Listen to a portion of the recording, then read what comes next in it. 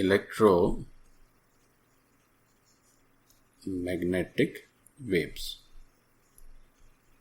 अब electromagnetic waves को सीखेंगे, लेकिन पहले वेव्स तो समझ लें, वेव्स क्या होती हैं, तब ना इलेक्ट्रोमैग्नेटिक वेव्स की बात होगी। So let's have some general features of waves, है ना। वेव्स क्या है, तो एडिंग डालेंगे कि some general features of wave. Some general features of wave. देखो भाई, वेव के विषय में कुछ जनरल बातें क्या क्या है।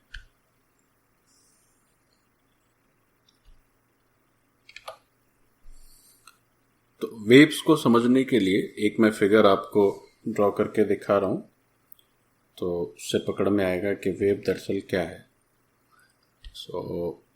एक मैं वर्टिकल एक्सिस ड्रॉ कर दे रहा हूं और एक हॉरिजॉन्टल एक्सिस ड्रॉ कर दे रहा हूं।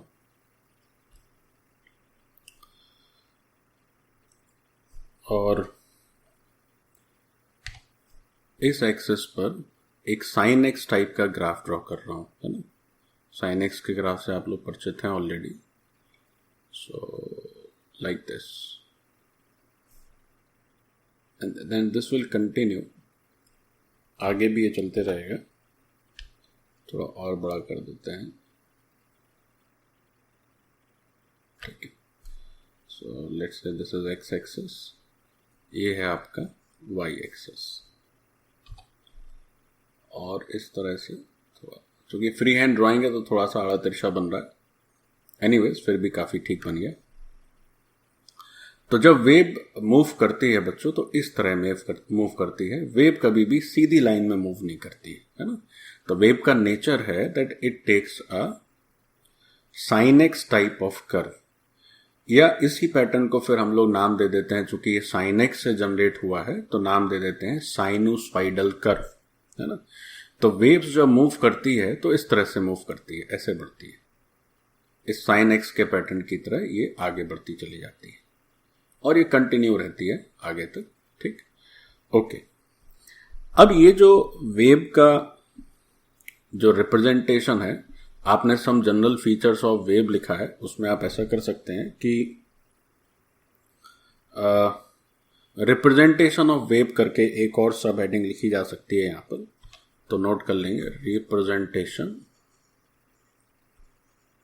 Representation of wave. तो वेव का जो रिप्रेजेंटेशन है वो दरअसल एक साइन एक्स टाइप का कर्व होता है, तो उसको हम लोग साइनोसॉइडल पैटर्न, है ना, ऐसे लिख सकते हैं, sinusoidal pattern.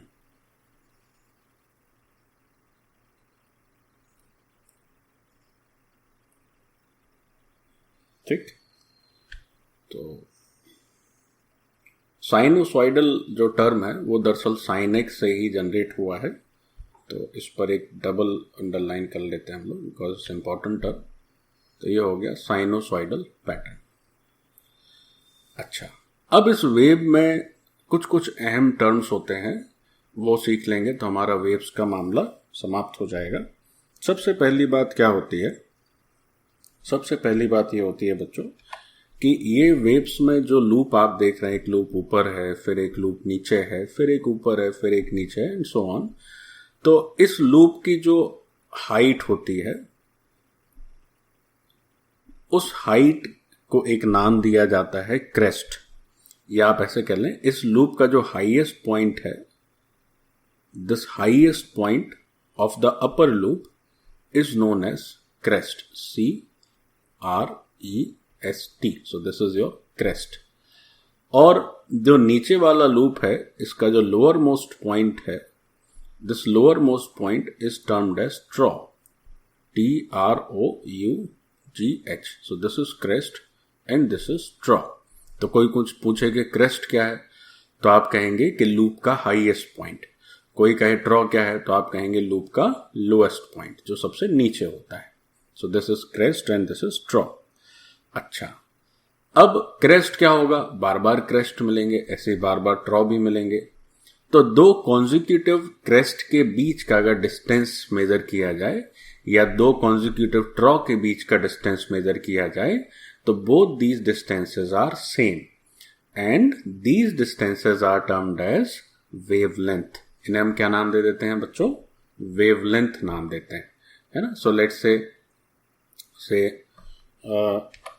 this distance, so this is distance between two consecutive crests and similar is the distance between two consecutive troughs.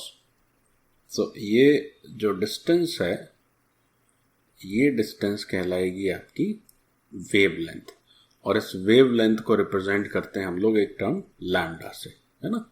So this is wavelength और lambda. ठीक. अच्छा, अभी मैं सारा लिखवा दूंगा. ये हो गया वेवलेंथ, ये हो गया lambda, this is crest, this is trough. ये जो आपका एक्स एक्सिस है, this X axis is the mean position, है ना. ये क्या है, मीन पोजीशन. जैसे ये जो पूरा लूप है वो एक लूप ऊपर देख रहे हो, एक लूप नीचे देख रहे हो, तो वो वेव ऊपर से नीचे जा रही है. तो इस वेव के एकदम बीचों बीच में जो पॉइंट है, all these point are termed as the mean position of the wave. तो एक टर्म और होता है कि मीन पोजीशन से क्रेस्ट की हाइट या ट्रॉ का डेप्थ, क्रेस्ट की ऊंचाई या ट्रॉ की गहराई. सो दीज टू आर, ये जो ऊंचाई और गहराई है या ये जो मैक्सिमम हाइट है, मैक्सिमम डेप्थ है, these two distances are termed as amplitude, है ना. तो इसको रिप्रेजेंट करते हैं हम लोग एम्पलीट्यूड ए से. और ये जो जहां पर ये कट कर रहा है वेव जिन पॉइंट्स पर एक्स एक्सिस को, so these are the mean position. Mean का मतलब हो गया बीच का पोजीशन, कि वेव उसके ऊपर भी उतना ही है और उसके नीचे भी उतना ही है ना.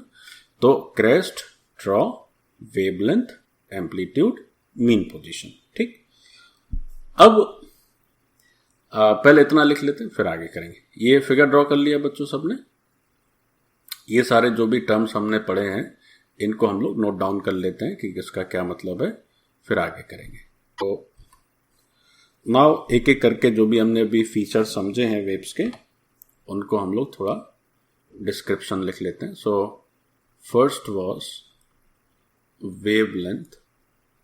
So put the heading wavelength and this was also called as lambda. So what is lambda और what is wavelength? देखें इसका क्या लॉजिक है, समझिए. तो लिखते चले जाएं. सबसे पहले तो it is represented by the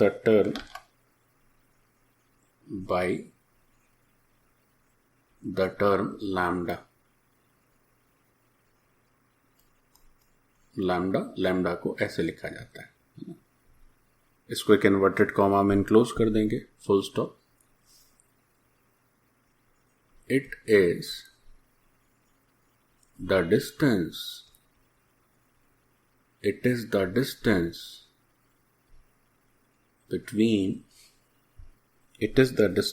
between two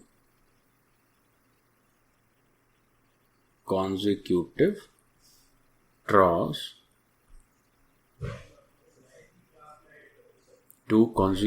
troughs and या एंड ना लिख के ऐसे लिखें, और two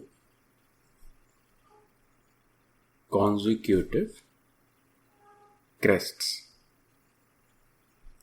दो चोटियां या दो लगातार जो गहराई है, जो ट्रॉज होते हैं, क्रेस्ट हो जाता है चोटी, ट्रॉ हो जाता है खाई, ऐसे भी याद रख सकते हो. तो दो चोटी या दो खाई के बीच का डिस्टेंस कहलाएगा आपका वेवलेंथ लैम्डा. Full stop. अब चूंकि ये वेवलेंथ क्या है, लेंथ को मेजर करता है, तो उसका यूनिट वही होगा जो कि लेंथ का यूनिट होगा। सो अगर पूछा गया कि एसआई यूनिट ऑफ वेवलेंथ बताइए, तो वेवलेंथ का जो एसआई यूनिट होगा बच्चों वो हो जाएगा मीटर, एम। ठीक है, so this is the wavelength part. Now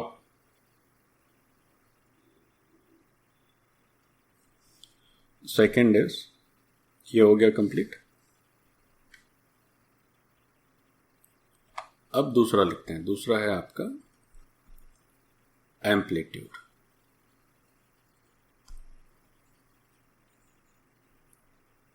तो एम्पलीट्यूड को रिप्रेजेंट करते हैं हम लोग ए से। So what is amplitude? देखो भाई, एम्पलीट्यूड क्या चीज है? It is the height of crest or depth of troughs, depth of trough from mean position, from mean position। Mean position से क्रेस्ट की हाइट या ट्रॉ का डेप्थ, यही क्या होता है बच्चों? Amplitude A. एक लाइन और भी लिख सकते हैं कि it is represented by the term A. इसको हम लोग capital A stands for amplitude, A से रिप्रेजेंट करते हैं। अब जो एम्पलीट्यूड है वो भी चूंकि लेंथ का ही या हाइट का मेजर है, तो अगर इसका एसआई यूनिट देखा जाए तो अगेन इट इज मीटर और एम। ठीक, सो this is wavelength, this is amplitude. Okay, third term है फ्रीक्वेंसी। अब ये थोड़ा नया है। फ्रीक्वेंसी की चर्चा भी नहीं की मैंने उस फिगर में। तो फ्रीक्वेंसी को ऐसे न्यू, इसका नाम है न्यू से रिप्रेजेंट करते हैं। तो पहले फ्रीक्वेंसी के विषय में लिख लीजिए, फिर मैं समझाता हूं कि फ्रीक्वेंसी को कैसे समझना है। सो लिखेंगे it is represented by the term new, NEW, new. इस तरह से इसको प्रोनाउंस करेंगे और लिखने का तरीका होता है ये। सो दिस इज योर न्यू, इसको न्यू से रिप्रेजेंट करते हैं। अच्छा, इसका मतलब क्या है? इसका मतलब है कि it is number of waves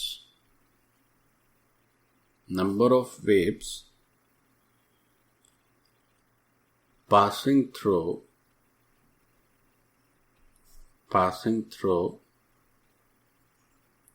a given point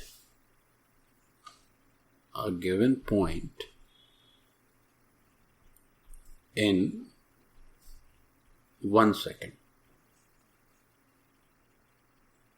1 second का मतलब यूनिट टाइम, 1 यूनिट टाइम में। It is number of waves passing through a given point in 1 second। ठीक, इसका जो SI यूनिट है, that SI unit is hertz, HERTZ। इसको हम लोग SZ से भी लिखते हैं, या इसी को कहेंगे सेकंड इनवर्स। सेकंड इनवर्स या पर सेकंड, जो भी कहना चाहो, 1/2 सेकंड ऐसे भी लिख सकते हैं। So it's SI unit is hertz और सेकंड इनवर्स। ठीक, अब जनरली क्या होता है, हर्ट्ज बहुत छोटा यूनिट हो जाता है, तो जनरली इसको थोड़े बड़े यूनिट से हम लोग रिप्रेजेंट करते हैं। जैसे कहीं कहीं लिखा रहेगा 1 किलो हर्ट्ज, तो 1 किलो हर्ट्ज का मतलब क्या हुआ, 10⁻³ हर्ट्ज, है ना। कहीं लिखा रहेगा 1 मेगा हर्ट्ज, तो 1 मेगा हर्ट्ज का मतलब क्या हो जाएगा, 10⁻6 हर्ट्ज। अच्छा, और अगर छोटा लिखना चाहें तो मिली हर्ट्ज, तो मिली हर्ट्ज का मतलब क्या हुआ, 10⁻³ hertz. So this is mega, this is milli, and this is kilo. ठीक है, सो ये तो नॉर्मल चीजें हैं। मेन बात है कि फ्रीक्वेंसी होती क्या है। तो फ्रीक्वेंसी में समझे कि 1 सेकेंड में जितने वेव्स एक दिए हुए पॉइंट से पास करें, so that number is frequency. अब एक टर्म जनरली लिखा रहता है सब जगह, नंबर ऑफ वेव्स।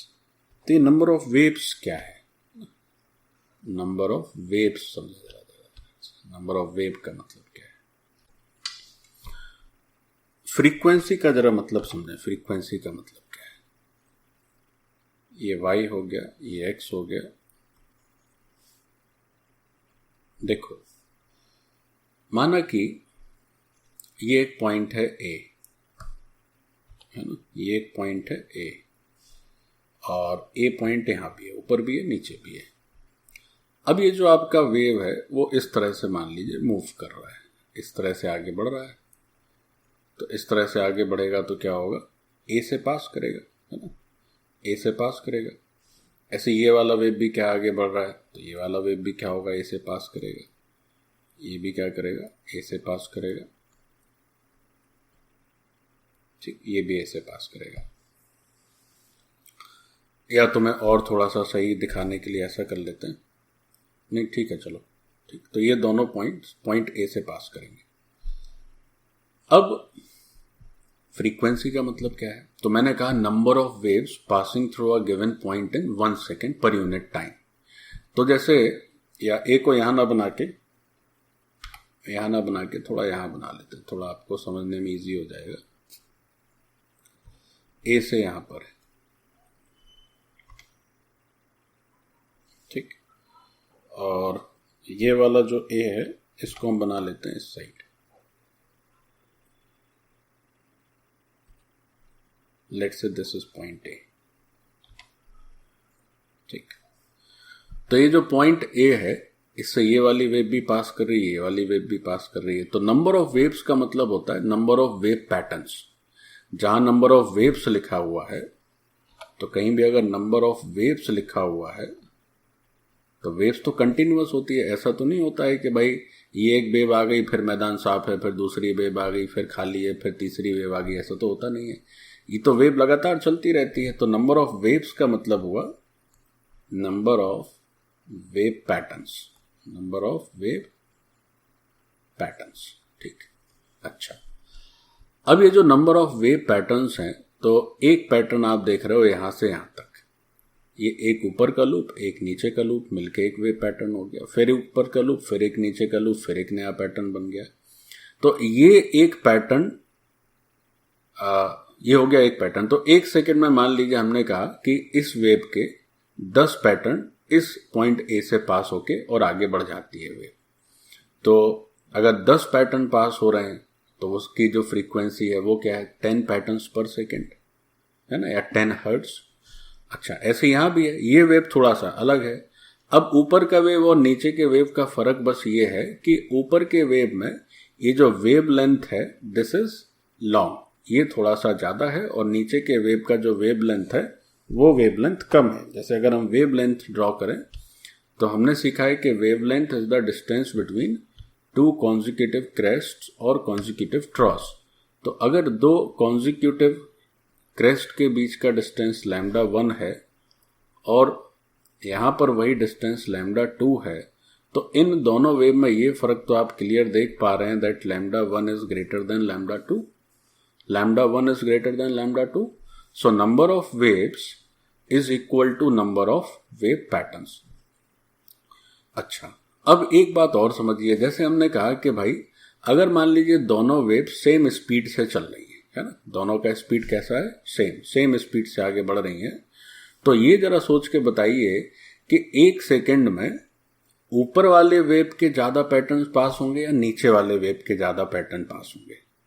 दोनों वेव्स सेम स्पीड से मूव कर रही हैं, तो ऊपर जो पॉइंट ए है 1 सेकंड में, उससे मान लीजिए हमने कहा कि ये 10 पैटर्न पास हो गए। एक पैटर्न का मतलब क्या हुआ, एक ऊपर का लूप और एक नीचे का लूप, ये मिला के एक पैटर्न हो गया।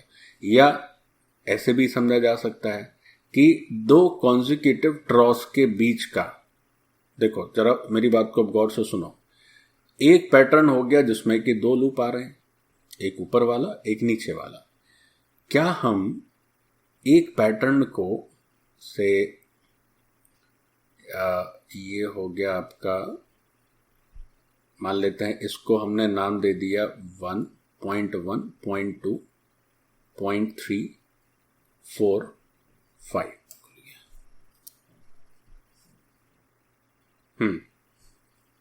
तो अगर हम इसका 1 पैटर्न देखें वेव का, तो वो जो पैटर्न है वो 0.1 से 0.4 में कंप्लीट आ जा रहा है, 1 to 4। अच्छा, क्या इसी पैटर्न को हम 2 से 5 भी लिख सकते हैं? 1 to 4 अगर एक कंप्लीट पैटर्न है, तो क्या 2 से 5 भी एक कंप्लीट पैटर्न है? जरा सोच के देखो। देखो 1 से 4 में क्या हो रहा है कि एक लूप ऊपर का है, एक लूप नीचे का है। 2 से 5 में क्या हो जा रहा है, नीचे का लूप तो पूरा आ जा रहा है, लेकिन जो ऊपर का लूप है वो 50% इस 2 से 3 में आ जा रहा है। अब ये पार्ट छूट गया, तो ये पार्ट 4 से 5 में आ जा रहा है। तो अगर हम ये कहें कि 2 से 5 भी वही पैटर्न है जो 1 से 4 में पैटर्न है, तो क्या ये बात सही समझ में आती है आपको? दोनों तो सेम ही पैटर्न है ना। तो एक पॉइंट से जितने वेव पैटर्न पास करते हैं वो उसकी फ्रीक्वेंसी होती है। तो अब वेव पैटर्न कोई ऐसे भी देख सकता है, कोई ऐसे भी वेव पैटर्न देख सकता है ना। किसी को वेव पैटर्न ये भी लग सकता है, 2 कॉन्जिक्यूटिव जो आपके ट्रॉज हैं उनके बीच का डिस्टेंस, ये भी एक वेव पैटर्न हो गया। क्यों? क्योंकि इसमें ऊपर का लूप पूरा पूरा है, नीचे का आधा ये है आधा ये है। हमें कुल मिला के 2 लूप कंप्लीट करने ऊपर नीचे के, तो एक ऐसे हो सकता है, एक ऐसे भी हो सकता है, कोई ऐसे भी देख सकता है, सारे के सारे वेव पैटर्न। चलो एक बात, अब हमने कहा कि भैया दोनों वेव जो है सेम स्पीड से आगे की तरफ मूवमेंट कर रही हैं, सेम स्पीड से चल रही हैं। इसका वेवलेंथ ज्यादा है, इसका वेवलेंथ कम है, तो एक पॉइंट से 1 सेकंड में अगर इसके 10 वेव पैटर्न पास कर जाते हैं, तो नीचे वाले के वेव पैटर्न 10 से ज्यादा पास करेंगे या 10 से, नेचुरली 10 से ज्यादा वेव पैटर्न पास करेंगे। कारण यह है कि दोनों की स्पीड सेम है, लेकिन इसका एक वेव पैटर्न काफी लंबा है, तो सेम स्पीड से चलेगा। तो ये तो छोटे छोटे वेव पैटर्न है, तो अगर ये 10 पास करेंगे तो हो सकता है ये 20 पास कर जाए, 25 पास कर जाए, है ना। तो हम ऐसा भी कह सकते हैं कि if both these waves are moving with the same speed, then frequency of this lower wave is higher than the frequency of this upper wave. नीचे वाले की फ्रीक्वेंसी ऊपर वाले की फ्रीक्वेंसी से ज्यादा है। बोलो बच्चों, है कि नहीं? इसको नाम दे देते हैं वेव 1 और इसको नाम दे देते हैं हम लोग वेव 2। तो कोई कहे कि भैया क्यों फ्रीक्वेंसी ज्यादा है, तो आप कहेंगे सर 2 कारण हैं। एक तो है कि दोनों सेम स्पीड से चल रहे हैं, लेकिन जिसका वेवलेंथ छोटा है उसकी फ्रीक्वेंसी ज्यादा होगी, क्योंकि उसके ज्यादा वेव पैटर्न पास हो जाएंगे। तो क्या आपको फ्रीक्वेंसी, वेवलेंथ और स्पीड, इन तीनों का इंटर कनेक्टिविटी क्या है, ये बात एकदम स्पष्ट हो गई। λ1 ग्रेटर देन λ2 तो नजर ही आ रहा है। ऐसा लिख सकते हैं कि जो ν1 होगा वो ν2 से छोटा होगा अगर क्या हो, if both waves travel with same speed. Speed को हम लोग v से रिप्रेजेंट करते हैं, तो let's say this is speed v and this is also speed v। ये न्यू है और ये v है, इसमें ऊपर ये इस तरह से ये नहीं बनाते हैं जैसे v में बनाते हैं। v तो स्पीड को रिप्रेजेंट करता है और न्यू आपका फ्रीक्वेंसी को रिप्रेजेंट करते हैं ना। So let's come to the point number 4। तो पॉइंट 4 में लिखिए स्पीड ऑफ वेव।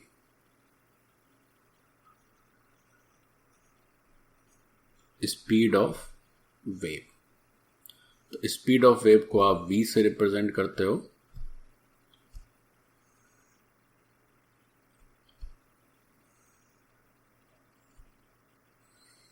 तो वेव का जो स्पीड होता है बच्चों, वो नॉर्मल जो स्पीड का सिस्टम है वही यहां भी है कि स्पीड क्या होगा। So it is the distance traveled by wave in 1 unit time।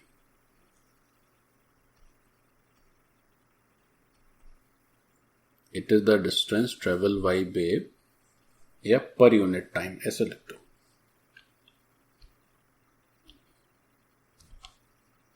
per unit time।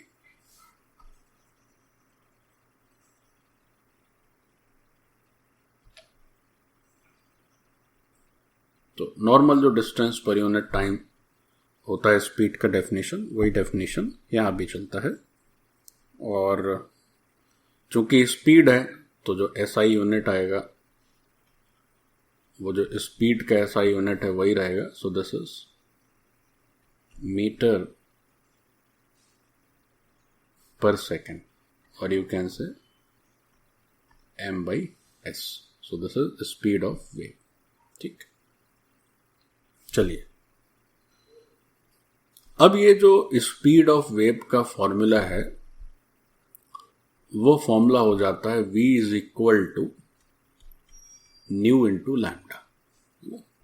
v is equal to nu into lambda, यानी this is the relationship between speed, frequency and wavelength. Speed, frequency and wavelength.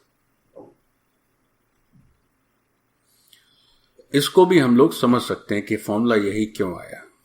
इस फॉर्मूले का reason क्या है वो भी समझा जा सकता है। देखो कैसे समझ सकते हैं। ये जो v है, ये v दरअसल क्या रिप्रेजेंट कर रहा है? ये v रिप्रेजेंट कर रहा है डिस्टेंस ट्रेवल्ड इन 1 सेकेंड या पर यूनिट टाइम, जो भी कहें।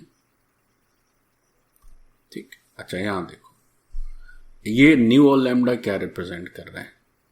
तो ये न्यू रिप्रेजेंट करता है number of wave patterns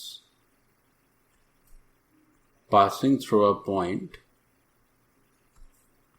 passing through a point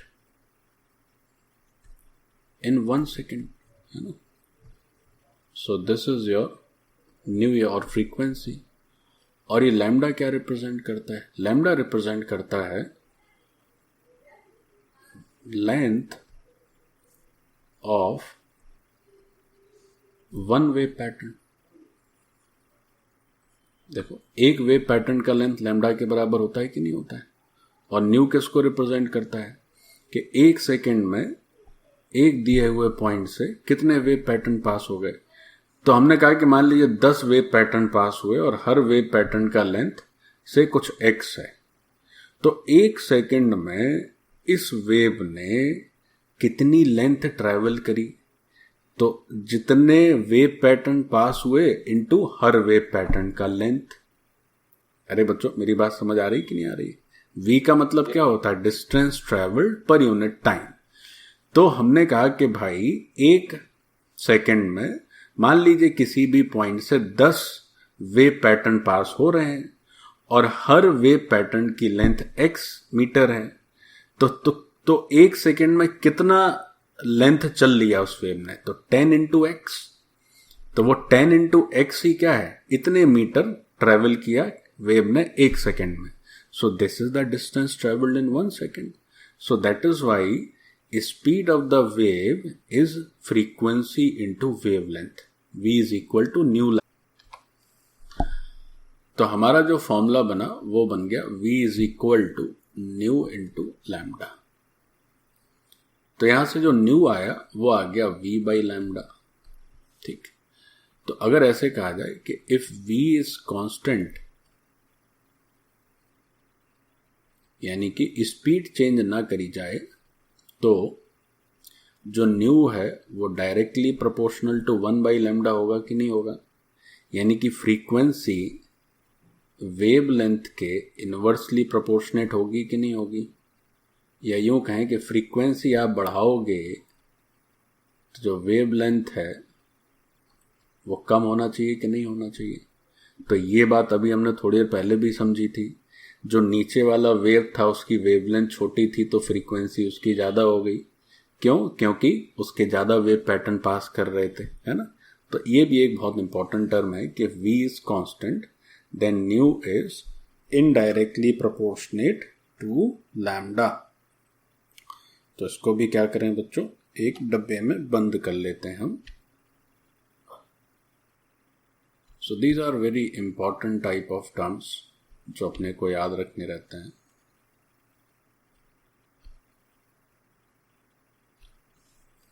यहाँ एक और पांचवी चीज होती है वेव के फीचर्स में, which is also very important, and that thing is wave number.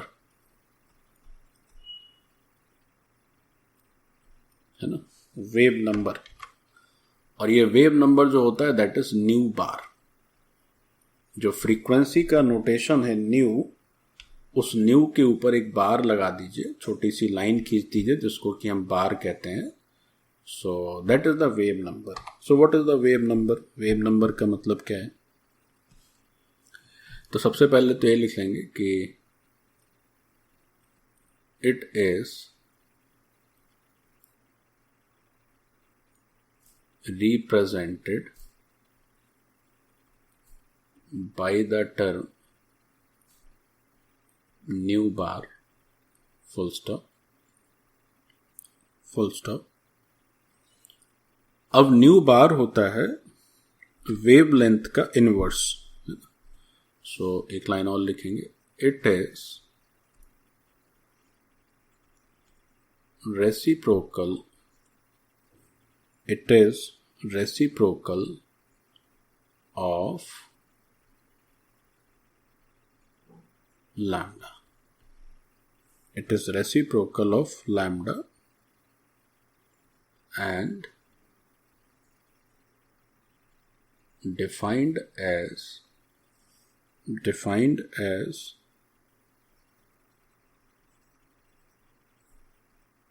number of waves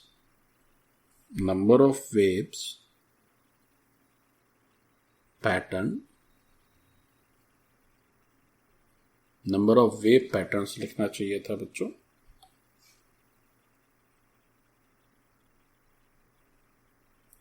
number of wave patterns per unit length.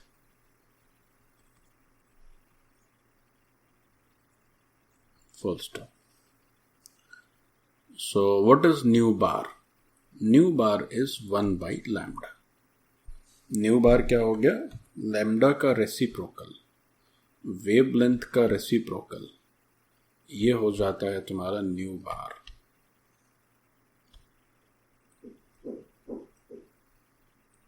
ठीक.